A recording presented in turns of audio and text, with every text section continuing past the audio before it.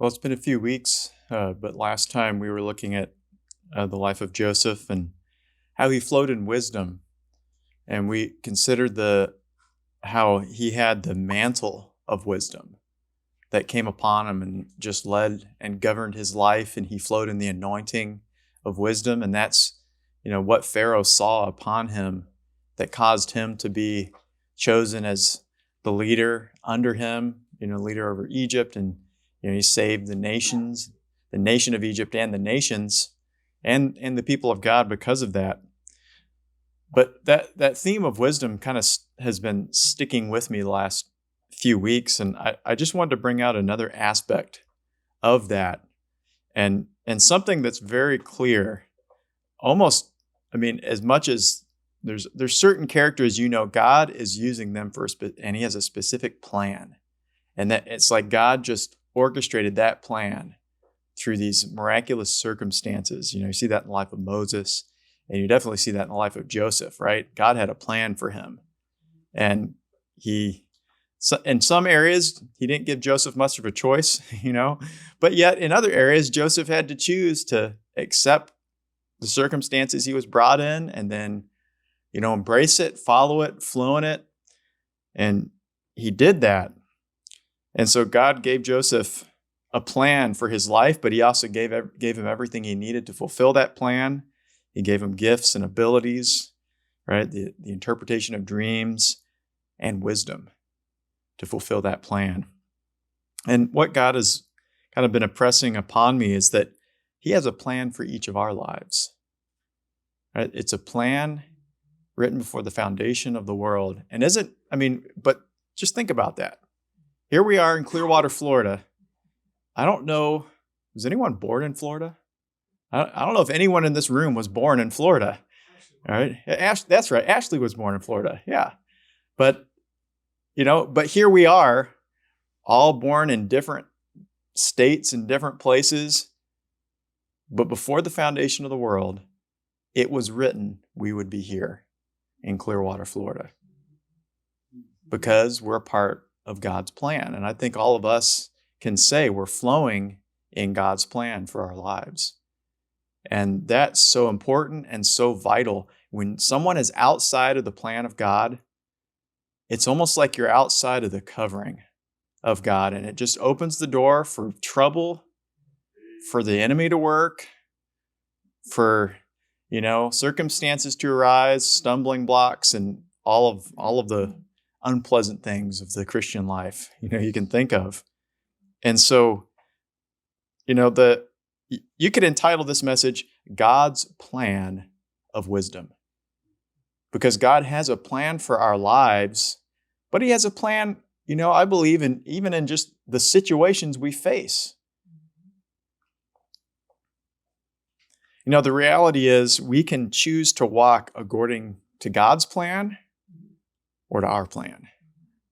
I think all of us have a kind of an idea of what happens when we choose our plan, right? And the Bible is pretty explicit. He says, mankind, you don't know your steps. It's not in man. It's like God withheld that ability from us to determine our own way, or even to determine the right way. It can only come from God into our hearts. And so the reality is there's some people that they make the choice, I'm going to walk my way. And so they kind of stumble through life and try and figure things out and experience a lot of hardships and difficulty. In fact, if they don't experience hardships and everything works out fine, I think that's the judgment of God. Because what are they doing? Everything's great doing it their way. When someone is living that kind of a life, I fear for their eternity. If things don't go well when you're walking your own way and you have lots of troubles, I think that's God trying to get their attention, and that's His mercy. But we don't want either of those outcomes. We want the blessing of God by walking in His plan. But the thing is we need the wisdom of God to flow with that, to know what is His plan, and then so we can make the right decisions. And there's a lot of safety in that. I talked about If you're outside of the plan of God, it's like you're outside of the covering. But when you're walking according to God's plan of wisdom for your life, it's a shield and a covering. It brings certainty in uncertain times.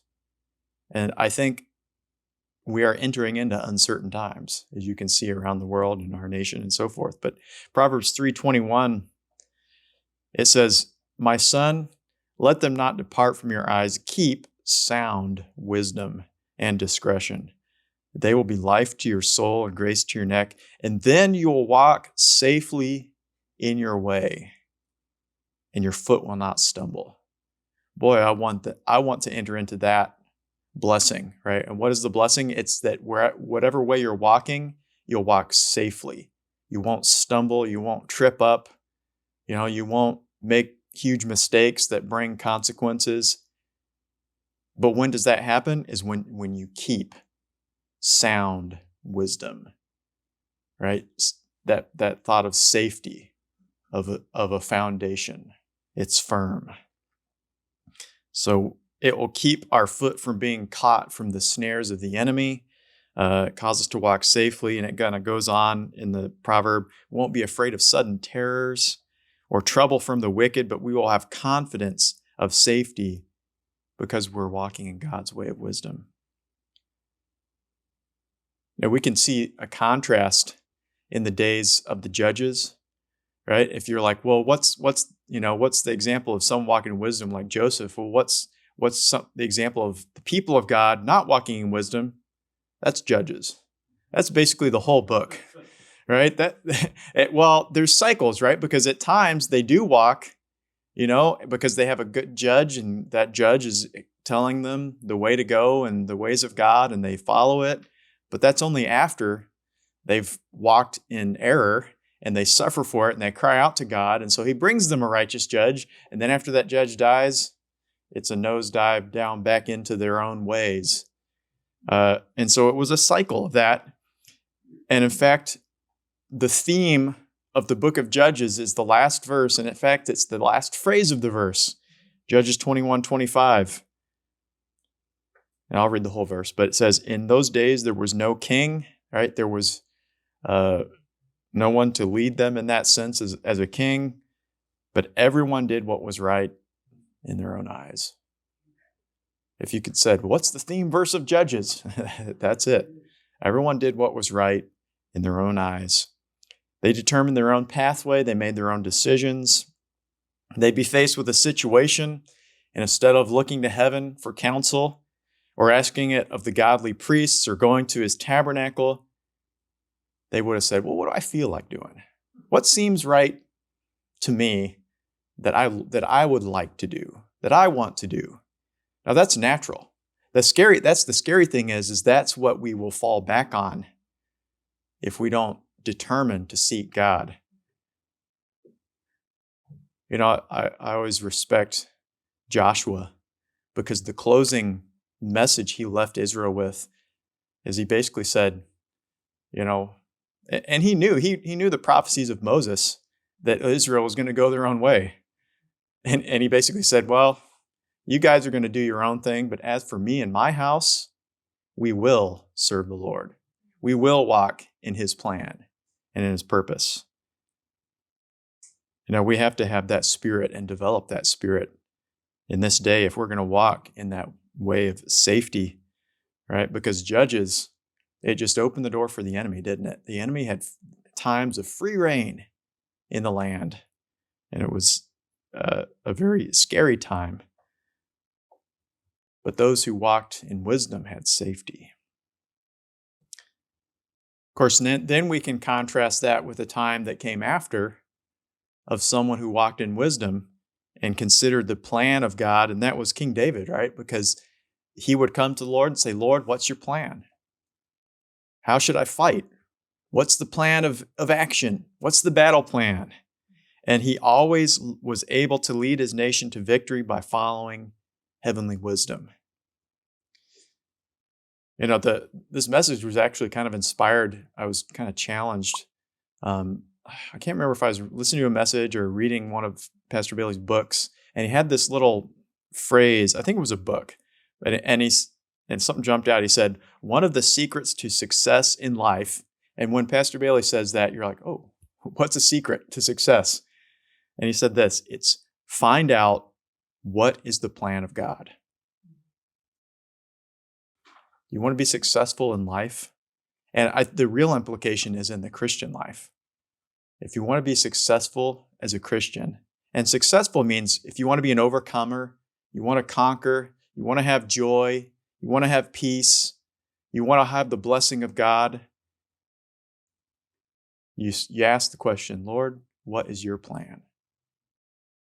What's your plan? For my life, that's an important question to ask, Lord, what's your plan for me? And he'll give us a sense of what he wants us to do, where he wants us to be, what he's calling us in the general sense. But, something Pastor Bailey's bringing out is, even in decisions, you want to say, Lord, how does this flow with your plan? Lord, what is your plan for me in this situation? A decision to make sure I go on this trip, or maybe for a young person, Lord, is this the career you want for me? Because, right, that sets you on a pathway, or maybe a relationship, friendship. Lord, what is your plan? Or maybe someone just asks your opinion about something. And, even with that, we want to be careful. We want to check it, maybe send a quick prayer up to heaven and say, Lord, what do you think about the answer I should give? What's your plan? David, that was his recipe for success, you could say. And we kind of look to him as that example. He was the man who got his battle plan from the Lord. But I also think he did that because he learned some lessons along the way too. Right? And there was one lesson where he didn't do it, and he paid a big price. And I want to just consider that for a moment. When you read about one of his accounts, there was a period where he was king in Hebron for 7 years. And he was in a position where the nation was starting to come together and unifying, and things were going so well. I mean, they were on a pathway to becoming a united kingdom. And then the tribes came and said, David, we want you to be our king. And they were flown together. Then they came to Jerusalem and defeated the Jebusites. And, Jebusites, of course, speak of discord. And so they were defeating the enemy of discord or disunity. For the church of the last days, God is going to defeat that enemy. Which is kind of like, how are you going to do that one, Lord? That'll be the great miracle of the age of the church, that he's going to defeat the enemy of disunity. Because I think the enemy is definitely afraid of a church that comes to unity. Because when discord is defeated, God can do anything through that group of saints. It's kind of like after the flood in a negative sense, right? The whole earth was united together for one purpose, and it was to rebel against the Lord. It was to build the Tower of Babel and, build a tower to their own greatness and, not the worship of God. And Lord records this in Genesis 11, how he looked down. In Genesis 11:6, it says, just kind of paraphrasing, it says, look, the people are one, and now there's nothing that they want to do that's going to be withheld from them. It's because this wicked group of people were united. They had one mind. The Lord said, well, nothing's going to be withheld from them. And so he fixed that really quick by giving all these different people different languages, and they couldn't communicate any longer, and that breaks up unity pretty fast.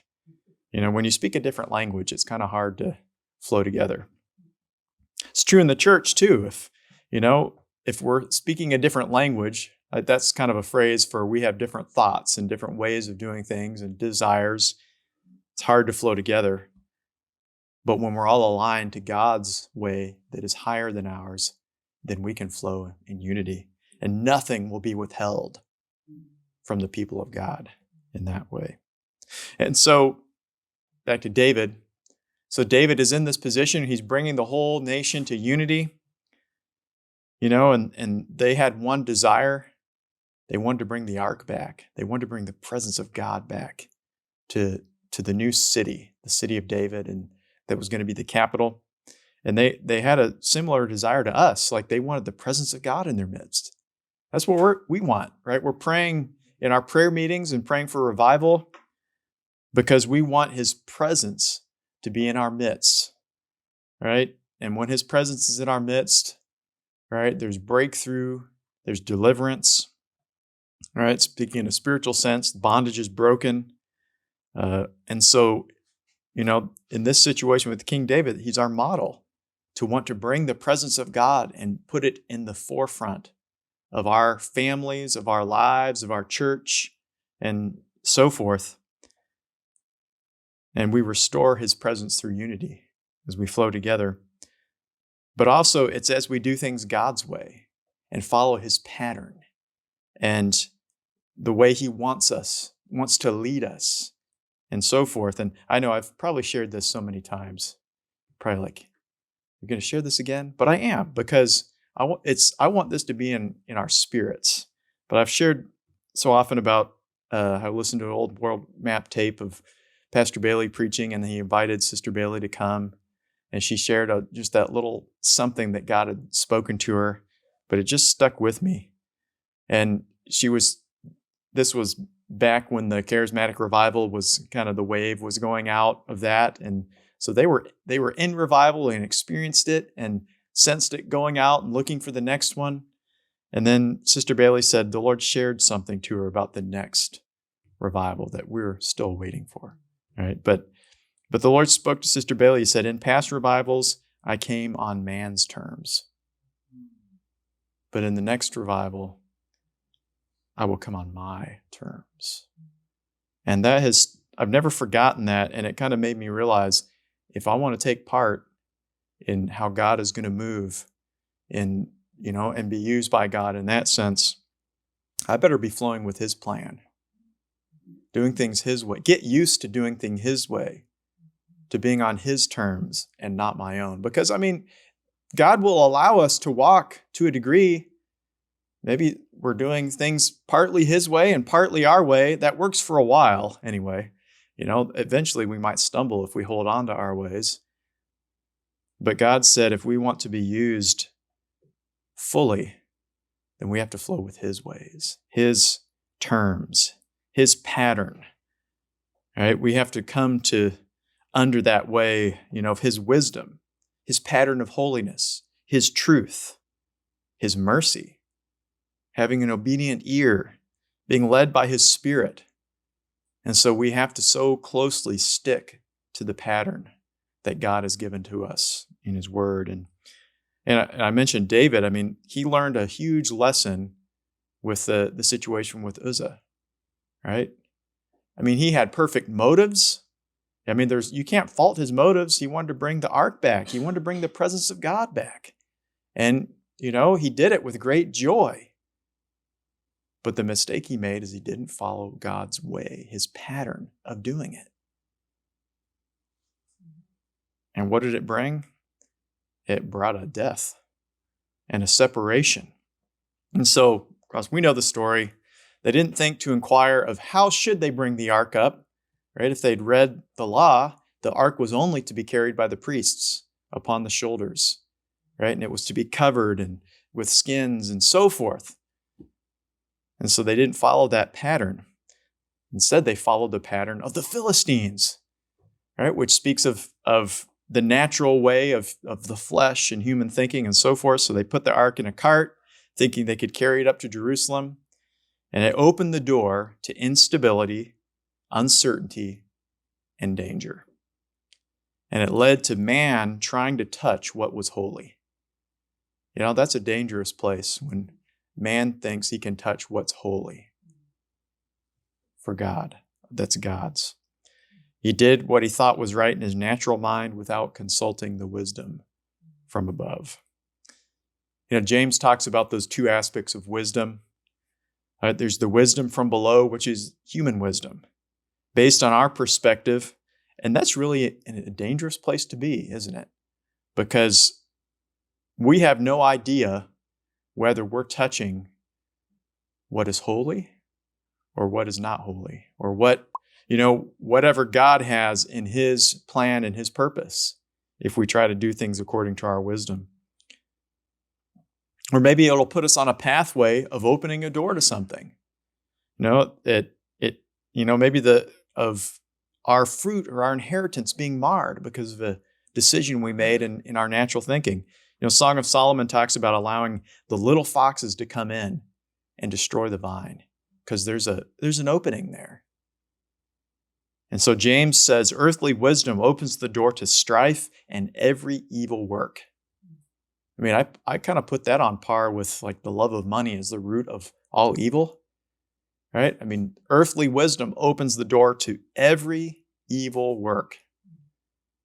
That makes me scared. Because how easy is it? We can have, like David, the best motives, right? There's nothing evil in that, in our desire, but what we lacked was that the fear of the Lord to wait. Say, Lord, what do you think? What's your way of doing this? And so it talks about what happened with David in 1 Chronicles 15:13. David, after evaluated the situation of Uzzah dying and so forth, he says, 1 Chronicles 15:13 says, the Lord our God made a breach upon us, for we sought him not after the due order. So this is a lesson for the church, for the people of God. Whether we're praying for revival or just walking in our spiritual journey, it's so vital to say, Lord, what's your plan? Lord, what do you think? Before I just kind of respond and give a response from what I think is right, we just want to make sure, but sometimes that's how it operates. Sometimes God's not speaking. And so we say, well, what seems to be the best situation? Sometimes that's the answer. It's like, well, I submit it to God. He didn't give me direction, but yet this is what I'm feeling. And sometimes I'll check it with leadership. We follow the steps of wisdom. Other times God speaks and he says, don't do it. And then there's the struggle. Well, I want to do it, but I've got to lay that down because that's the way of wisdom. But here's what David said of this. Because of this, he said, the Lord our God made a breach upon us because we sought him not after the due order. He made a breach. A breach is a separation. No one raised their hands if you said, who wants to be separated from God? Who wants to have a breach? Right? That's never our desire, but it can be the outcome if we don't seek God for wisdom.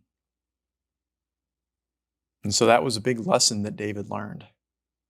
But there's another account that we can also connect with this, we see in David's life, because that's really the one where he didn't, well, there's other things, but when you're talking about getting the plan from God, where he didn't do it, even though he had good intentions. But yet there's other times when he is an example of one who got the plan from the Lord. One's in 1 Chronicles 14, verse 9. We can read here, it says, the Philistines came and spread themselves in the valley of Rephaim, and David inquired of God, saying, shall I go up? Will you deliver them? And God said, go up, for I will deliver them into your hands. And so David came to Baal-perazim, and he smote them there with his army. And David said of that, and probably inspired by God through this victory that he obtained, he said, God has broken in upon my enemies by my hand like the breaking forth of waters. Therefore they called the name of that place Baal-perazim, which it represents the name of the Lord, meaning the Lord of the breakthrough, the breaking forth. And so this is one of those occasions where he obtained his success by inquiring of God, and he got his battle plan from the Lord. But in this instance, he experienced one of the names of God, Baal-perazim, the Lord of the breakthrough. And so God revealed himself as David obtained his wisdom from God. We need God as the Lord of the breakthrough to manifest himself. The breaking forth of waters, like a tsunami. There's very few powers in the earth that can compare itself to a large body of water moving in one direction. It can just remove everything in its path, and there's nothing left standing.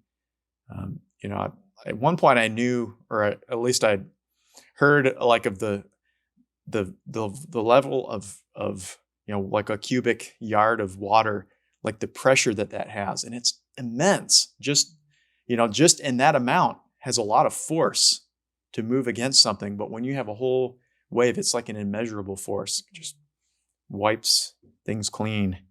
That's really scary in the natural, but in the spirit, we want that force released upon what opposes us, what is going to keep us in our pathway from experiencing what God has for us.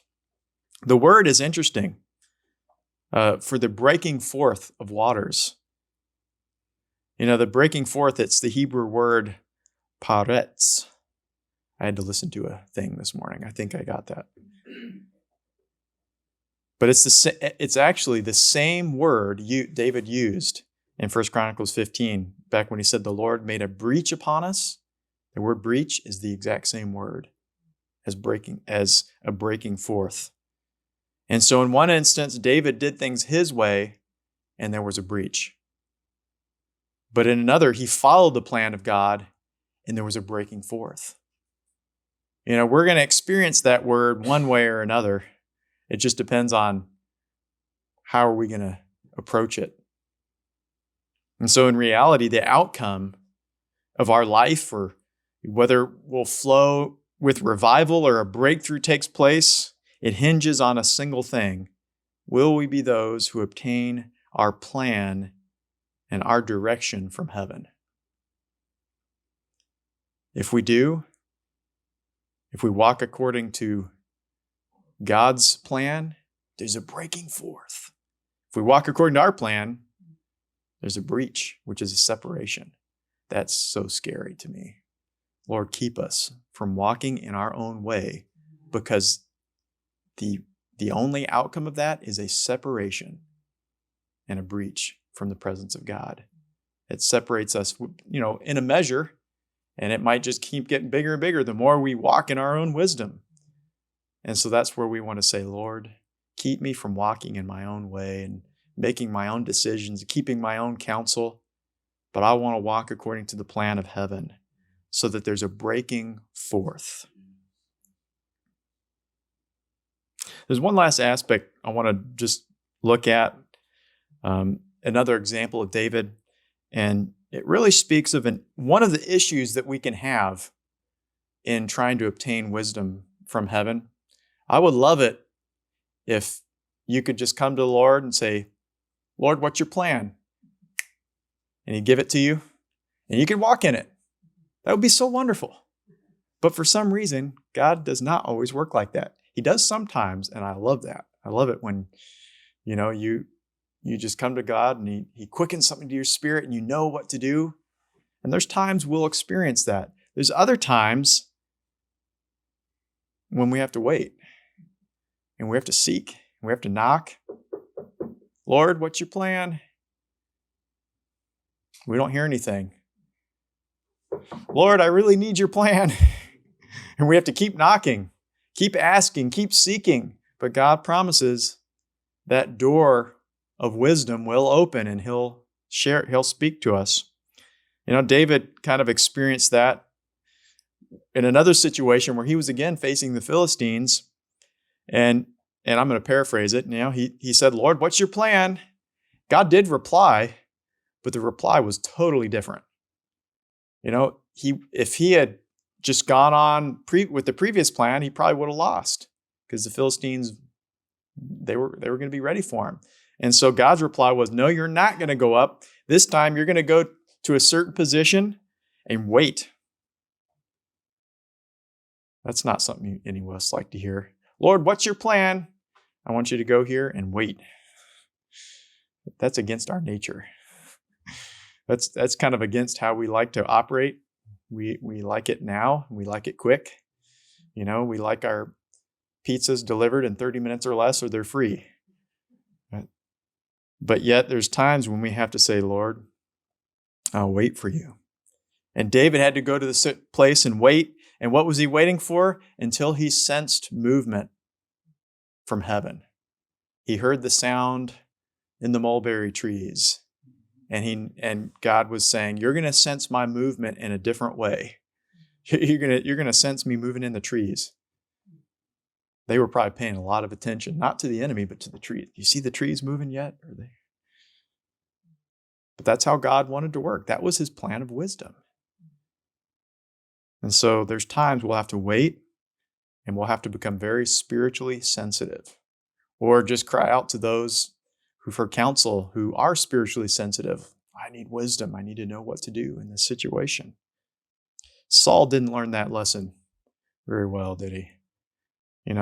He faced the Philistines, and there was a time when he was supposed to wait, and he wasn't supposed to even wait that long. He just had to wait for Samuel to offer a sacrifice. The appointed day came, and he was expecting him in the morning, but he didn't come. The day kept getting later and later, and people started to leave. Soldiers were kind of melting away, and he thought, if I don't do something here, I'm not going to have an army left. And so his testimony was, well, I'll force myself. It was hard, but I forced myself to make a sacrifice. I just had to do it on my own. And that's a scary thing to do too.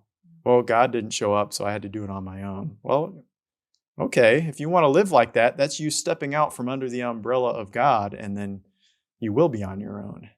And he was. As soon as he offered it, of course, Samuel showed up and said, "What are you doing, Saul?" And he said to him, "You've done foolishly. Your kingdom shall not continue." Often when it comes to waiting, we're afraid of what we will lose if we wait. But in reality, it should be the opposite. We should be afraid of what we will lose if we move too soon without God or do things on our own understanding. So David waited.